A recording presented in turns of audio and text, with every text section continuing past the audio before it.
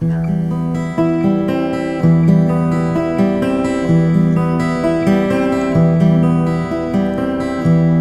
taşlam dökülü örtenine yüzüğü, men saçlarım üstünden öptüm ala gözünü.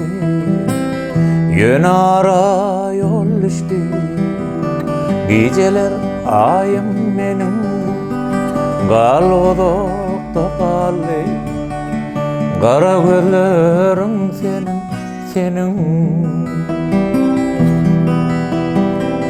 Şatlığı gami bilin aylanıp dur koca şar, onun önüne yetti alada derde var. Bir maksadım yemletmek ağır derdini onun, güç versin şişimde kara gözlerim senin. Bir maksadım yemletmek ağır derdini onun, güç versin şişimde kara gözlerim senin.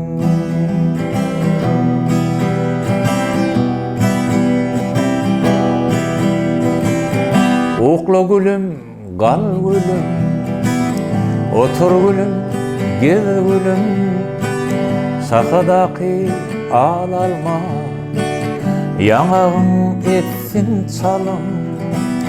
Yöne nirde yansa da, nirde donsa da tenim, mıdan bana karasan, kara gözlerim senin.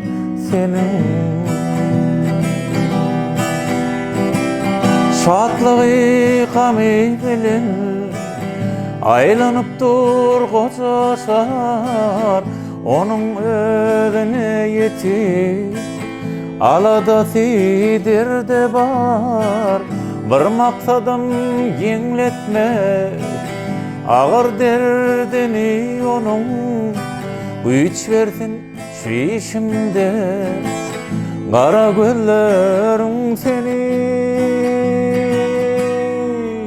Bir maksadım yengletmek ağır derdini onun, güç versin şişimde kara gözlerim senin.